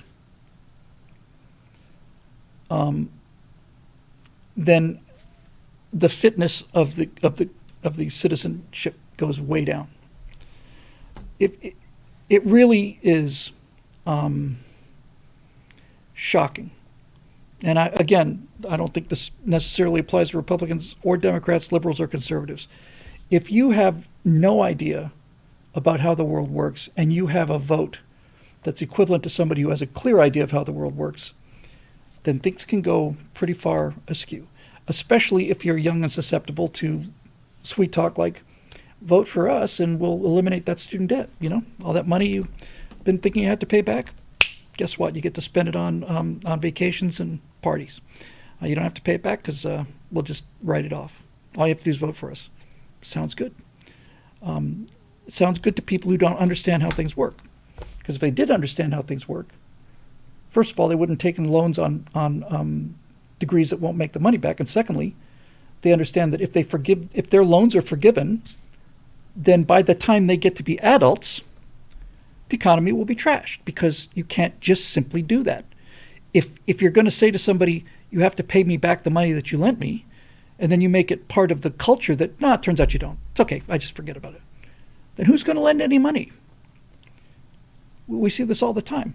One of the things that's most amazing to me in this country, in a negative way, really genuinely shocking to me, and I never, ever get over it, ever, is how difficult it is to remove squatters from your property. I would have thought that this would be such a no-brainer, honest to God. The idea that somebody could move into your house while you're gone, and then you have to go live in a hotel for 6 months of legal work to get those people thrown out, that's inconceivable to me. I cannot believe that's actually real, but it is. It's real. So, why would you go to the trouble and work hard to pay for a nice home if all you have to do is just go in there and sit there?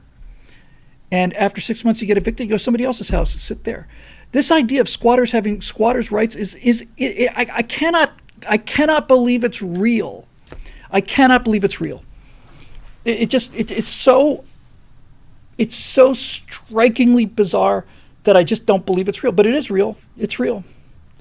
And I cannot imagine what that must be like to come back to your house, find people living in your house, trashing your house, and you say, get the hell out of here. You call the police, and the police, there's nothing we can do.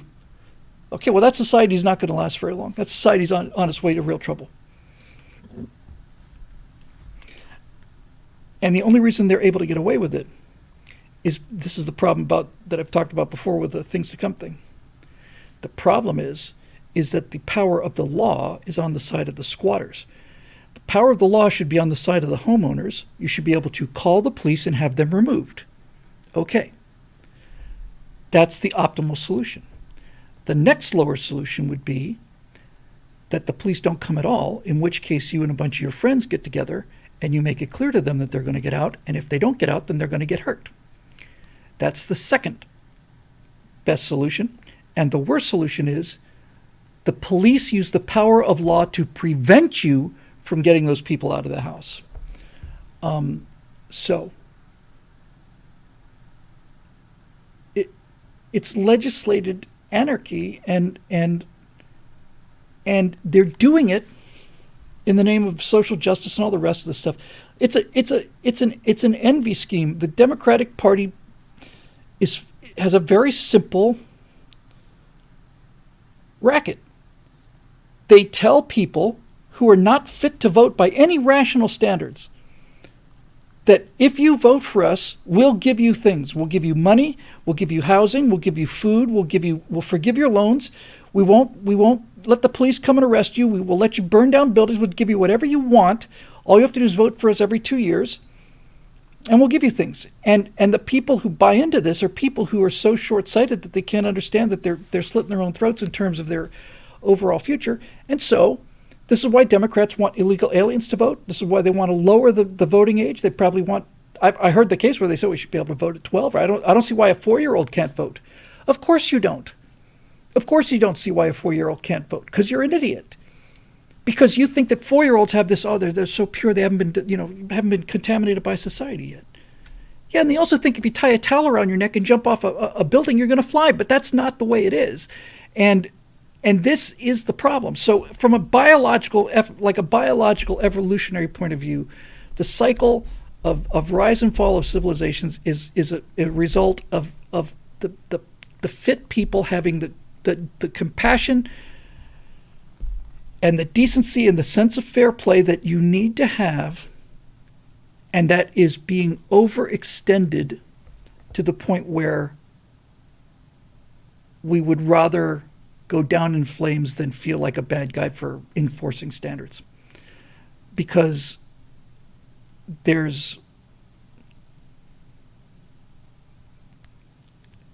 it's not a political fitness. And in fact, there's an easy solution to this.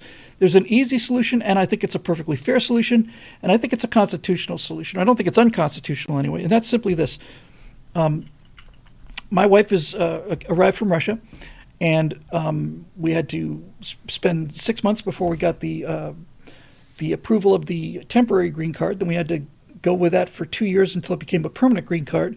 We had to wait another year before we could apply for citizenship. Then we applied, and then we had to go to the ceremony and all this other stuff. But there are 100 questions on the citizenship exam, and they will ask you any 10 of them. And Natasha had to get 6 out of 10 in order to have U.S. citizenship. Well, Natasha, being the kind of person she is, she wasn't happy getting 6 out of 10. She wasn't happy consistently getting 9 out of 10. She wasn't even happy getting 10 out of 10 3 or 4 times out of 5. She wanted to get 100 out of 100. She wanted to be ready for any single question that came. She wanted to not only have the right answer, she wanted to understand it. So we did a lot of work on that. And so my wife from Russia understands how this government works, understands all of it. Doesn't mean that puts her in a political party or another. It just means she understands the machine that she's being given the license to operate. And this is what I would do to solve this problem, frankly. I would simply say, okay, it's not even a question of property. Here's what it's about. In order to vote, you have to pass the U.S. citizenship test. This is not a test of your political opinions. It's not about abortion. It's not about your view on welfare. It's got nothing to do with that. It is how the machine works. Here's how the machine works. 3 branches of government, boom, boom, boom, state, federal, and local, boom, boom, boom. And it's like, this is it. And these are the people who are currently doing the job. And if this person is incapacitated, this person takes over. See how it works? Yes.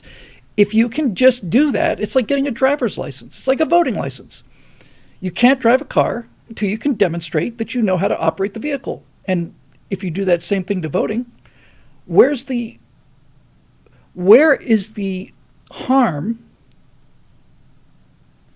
other than the argument that, well, that discriminates against people who are less fit to vote? That's exactly right. That's right. But it doesn't prevent anybody from voting. It's not an IQ test. It's certainly not a skin color test. It's not an economic test. You want to run the machine? You want to be part of determining the outcome of this machine? Yes. Great. We're not going to tell you where to steer it, but you are going to have to show us how it works. You got to know the difference between the brake and the accelerator. You got to figure that out. If you can't start the car, then probably you shouldn't be driving it. And so this is how the standards just keep coming down, because the people who are fit are too good-natured to put their foot down where they need to put their foot down. And so we're in the trouble we're in. Right? Nobody wants to be accused of being a racist or excluding people. And the reason that works is because we're decent people. If we weren't decent people, we wouldn't shut up if we got called a racist. It wouldn't bother us in the slightest if we were really racist. But we're not. So we have allowed ourselves to get pushed back past the line and so on. Now, Roadrunner says you're discriminating against stupid people. I'm not. I know you're joking, but this is an important consideration. I am not discriminating against stupid people. I'm discriminating against lazy people. I'm discriminating against people who could clear the bar if they wanted to. And that's why I think it's moral. Because it's not a question of having people locked out of it. It's a question of, okay, you don't have to. This is not a test you have to pass in order to eat. This is a test you have to pass in order to vote. And 6 out of 10. And if you're not willing to put in the work to understand how the machine works, that's fine. That's fine.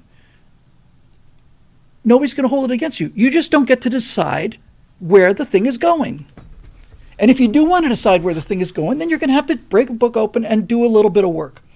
Yes, you're going to have to do a little bit of work for this ultimate freedom and ultimate of gifts that's been given to you. You have the responsibility of knowing, you have the responsibility of having to show that you know how the machine works. I don't think that's unreasonable. I really don't. I don't think it's unreasonable at all. But, you know,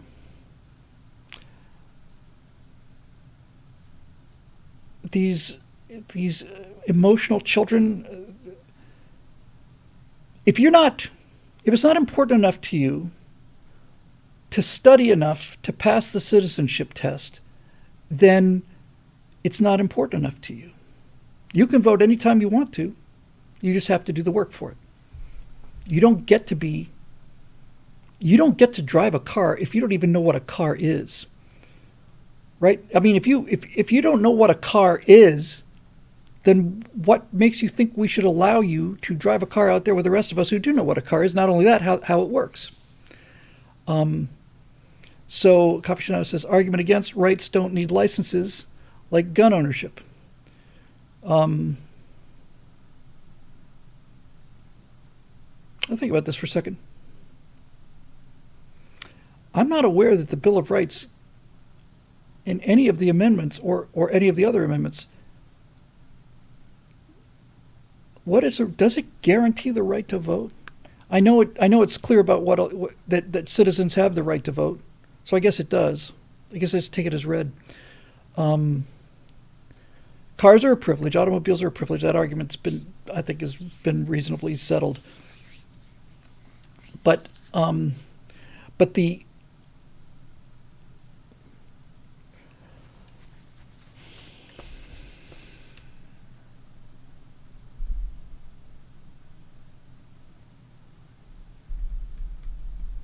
it's an interesting point. Astronaut said states control voting. So how would this work?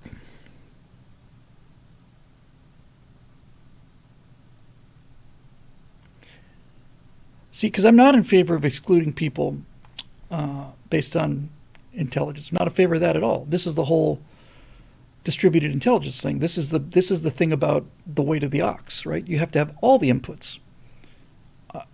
Inputs from the poorest of the people, inputs from the richest, from the smartest and the dumbest. You need inputs from all of them for this collectivized intelligence to land on the right answer. So I'm not trying to exclude anybody in terms of their opinion. I'm trying to exclude people predicated on their level of factual information. Just how does it work? And look, and to be perfectly honest with you guys, up until recently, we had a de facto voting license system. Right? Up until very recently, really in the last 10 years, 15, 20 years, probably around the time Obama got in, we did have a voting license. It was called voter registration. Now, you didn't have to pass a test or anything, but you had to go to the trouble to be registered. And you had to go to the trouble to go down to the voting booth and have your name already be there. And if you went down to vote that day and you hadn't registered or you hadn't kept up your registration, you don't get to vote today. Too bad for you. You could have done anything about it you wanted to. You had 2 years to fix this minor trivial thing. It's a 5-minute thing, but you didn't. So when you have voter registration, it is essentially a voter license that is selecting for the people who care enough to know how the system works and selecting against the people who don't give a damn about anything other than getting their voices heard when there's money on the line.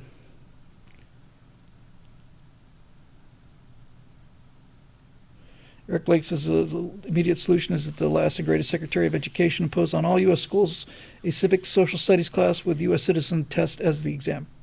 Yes. Now,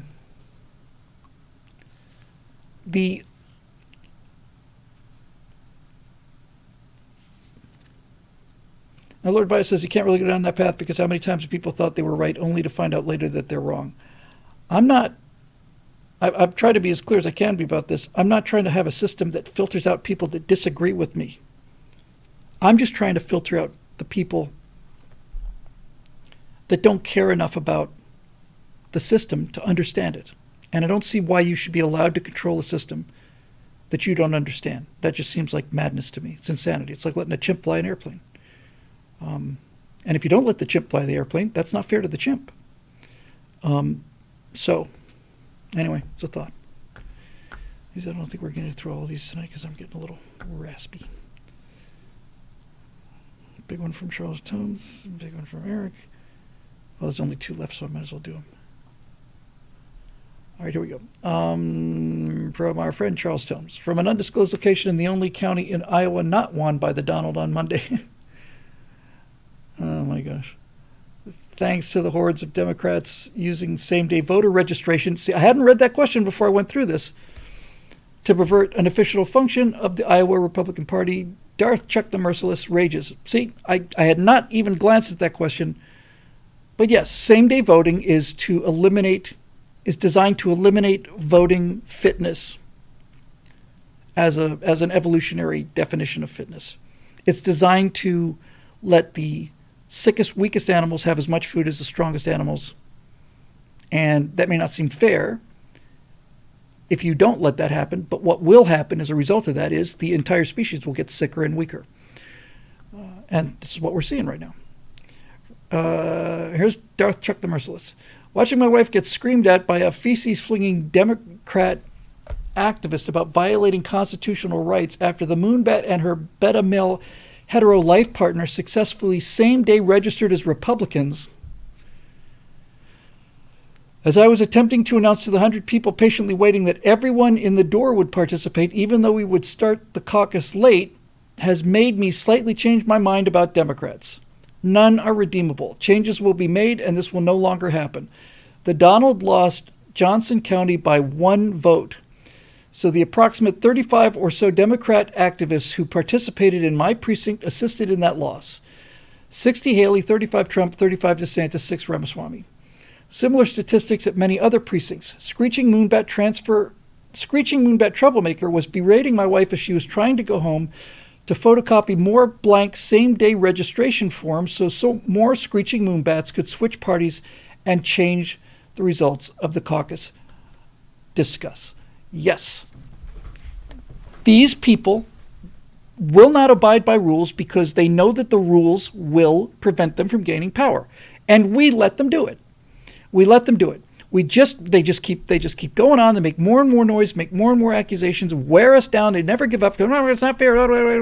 It's like we don't even understand our system well enough to be able to make the argument that this is wrong, because it should be a no-brainer. And they are so bloody persistent and so loud and so obnoxious, so unpleasant. You just give up just to get away from them, frankly. And they know this. And so the actual question is, were they breaking election laws? Or because if they weren't breaking election laws and they were gaming the system immorally but legally, then this is the libertarian argument falling on its face. Yes, it'd be nice if everybody did the right thing and played fair, but people don't. People, and more people every day, decide that I'm just going to get what I want, and I don't care about the rules, and I don't care about what happens to society after I do this. I don't care if these rules are there for a reason. I want mine now. And so if it turned out that they were doing it legally, then you need to have the legislature change the rules on registration. If, on the other hand, which I suspect is more likely, they're coming down making a big fuss and screaming about their voting rights, their precious, precious democracy being taken away from them. This is the reason why we're in this kind of trouble, is because we keep talking about our democracy. I've said this 100 times before. We should never, ever, ever speak about this democracy. It's not a democracy. It's a republic. If you start arguing about democracy, we lose out of the gate. If that argument had been, that person will say, it is not fair, you are depriving me of my right to vote in a democracy. The only answer to that is, your right to vote is predicated upon you proceeding through a certain series of extremely simple, inexpensive steps that are necessary in order to maintain order in this republic. And you violating the laws doesn't deprive you of your vote. You violating the laws is trying to deprive me of my vote. And I'm not going to let that happen. So if you didn't register as a Republican, get out the door. And I don't want to hear about it's your right to vote. You got a right to vote as a Democrat. If you don't want that, you can change your party, but you can't change your party today. And if you change your party, then fine. I don't think you should be able to do that once a week. You know? Maybe I don't know. Maybe you say, hey, I don't know what the solution is, but I do know that it is the reluctance to enforce the rules that got us into this trouble. It's the reluctance of the law-abiding people to enforce the law that has gotten us into this trouble. We let them get away with it again and again and again and again and again. We just keep letting them get away with it because they pull out these things that they know will work. They're rhetorical geniuses. You're depriving me of my right to vote. There's not a Republican who can do this, not one. In a debate, if I was Donald Trump or running for president against a Democrat and he says, you're trying to put up barriers to voting. I said, I'm not trying to put up barriers to voting. I haven't put up any barriers to voting. I put up barriers to cheating, and that's why you're opposed to it. That's why you're opposed to it. You're opposed to it because my effort to stop cheating harms you. So why don't you just come out and tell me why you have to cheat to win? Because my experience has always been that the people who have to cheat are the ones who cannot win fairly. Therefore, they're the ones with the poorer product. They're the ones that are selling garbage. Because if you're honest and you're selling what you're really selling, then the rules are in your favor. If you've got a good product, then law is in your favor. If you don't, then you cheat. So there you go. There you go. Gerrymandering. Yes, of course, gerrymandering is cheating. Yes, of course it is. Gerrymandering is absolutely cheating. You know how you should determine congressional districts? There's a very simple way. Very simple way. You do it by latitude and longitude, which have no interest in this game whatsoever. Precincts should be as square as they can. In fact, you could make an interesting case. You could make a very interesting case. They're not precisely square, but take like 1 degree of take 5 degrees of longitude and 5 degrees of latitude and call that a square. That price list will get narrower as you go further north, but you get the idea. That's a voting precinct, is how many people fit inside the geographical boundaries of 47 degrees, 50 minutes north by this. You just divide the country up into a grid. It's already divided up into a grid. You look on a globe, the numbers are right there. Just take the latitude and longitude of the country, and you just basically look around and make sure that you've got one box that covers every single portion of every single state, and then whatever's in that box, that's a congressional district. That's it. Period. That's simple.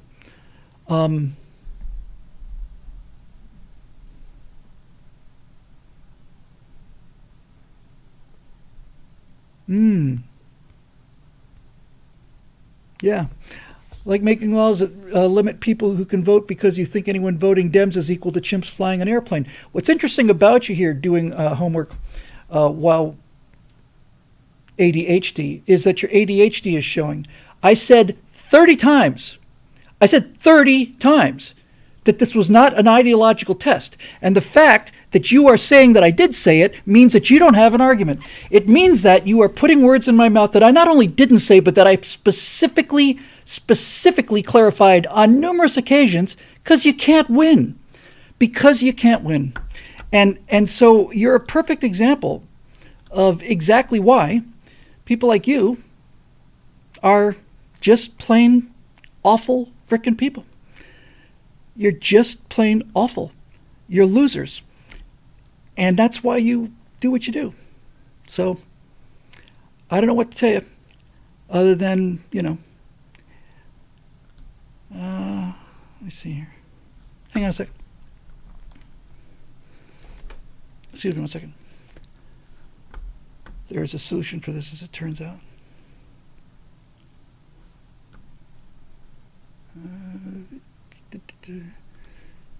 Nope. Where did it go? Hang on, just trying to find something.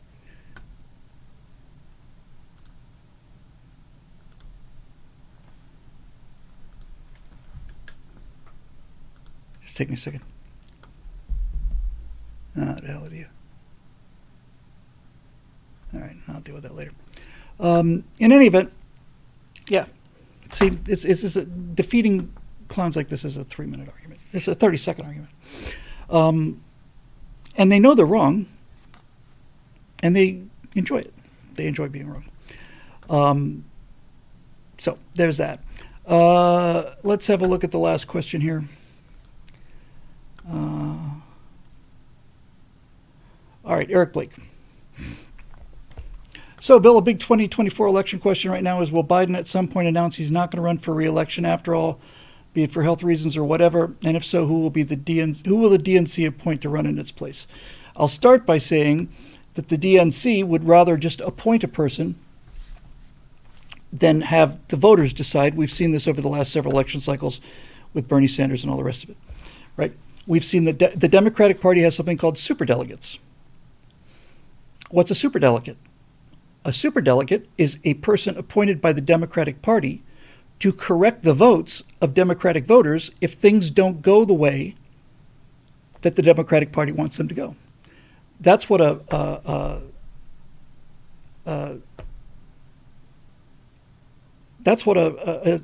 superdelegate is. So your answer will be that what the Democrats would like is to wait until the last minute when there's no chance to actually vote on things, and then Joe will retire, and then the Democratic Party, having the primaries already been over and the convention and the nominee, their perfect scenario will be Biden will step down after he's nominated, which means that the voters won't have any stake in this whatsoever.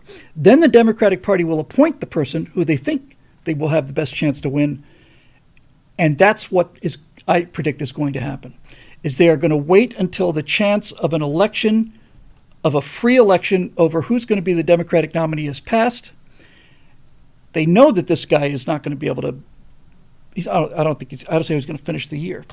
But in any event, that's what I think is going to happen. They're certainly not going to risk letting Democratic voters do something Democratic. We've seen this, last 3 cycles, where Democratic voters kind of like Bernie, and then they're corrected, and then their mechanisms of the Democratic Party move in order for the Democrats to select the correct person. So much for that argument about, their democratic morality and all the rest of that stuff. I really think that's the most likely case. I really do. I don't think that they know that he can't win. Whether they can cheat their way out of it, I don't know. But they know he's not going to win. So the question is, well, why hasn't he dropped out already? And the only reason I could think he has not dropped out already is if he drops out now, then there will be a number of people attempting to take his place. And one of those people may not be the approved person, Maybe it'd be Kennedy or somebody like that. And then what happens to Kamala Harris if Biden drops out? And how do they get away with explaining that? Because that's a name I have not heard bandied about quite a bit lately, so they can't really ditch her, because they can't ditch her for the same reasons that they hired her. So, why risk it? Why risk it? Why risk letting the Democratic Party members of America decide who their next nominee is going to be? Play it safe. Wait until that process is over. He's the only candidate. He's not going to debate anybody. Fine. He gets the nomination. Fine. And then somewhere between September and October, somewhere in there where it's so late that there's no way to really do anything about it, then he'll say, "I've just decided, that the trials and travails of this campaign are just too much for me, and in the interest of the country, blah, blah, blah, blah, blah, blah." Let's put on the teleprompter and he'll read it, and then the Democratic Party will be able to do what they want to do, which is select who's going to win the election. The Democratic Party has nothing to do with democracy. Nothing. Nothing. Absolutely nothing. So, there you go. And I just find that kind of interesting that that they have the audacity to say that, but I guess that's basically what they've been doing. So, yeah, the whole thing will come down to a back room someplace. I just don't want Dems to exist or vote, period. That's not true doing homework. I just don't want you to exist or vote. That's all. It's not all Democrats. It's just you. And it's not because you're a Democrat. It's because you're an ass. Because you're toxic and nasty. I just would like you to go away. Go away. If the Democratic Party had a better plan, I'd vote Democrat. But they don't.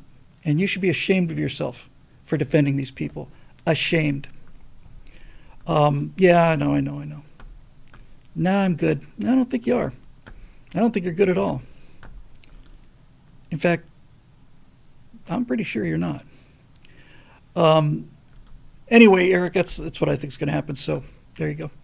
All right, so I've got this thing covered up, so I don't have to look at the comment section, because it really is just too easy sometimes. Honestly, it's just not worth my effort anymore. So that's it got through all the questions, and what do you know about that? This show is made possible by the members at BillWhittle.com, who continue to support this all the time. We're happy to have what we usually have on the show, which is honest debate about honest opinions, but we don't debate with dipshits who put words in your mouth and make you into somebody who you're not. So sorry that had to go that way for you there, pal, but I'm sure you'll have better luck back with the kind of people you normally hang out with. In any event, we will be probably back here on Monday for Stratosphere Studio. It'd be nice if I could get this damn script finished, but at least I'm not going backwards. So that'll do it for tonight, and we will see you guys. I've got 2 super chats here. I got 3. No, I got 2. Sacred Order of Knightly Valor in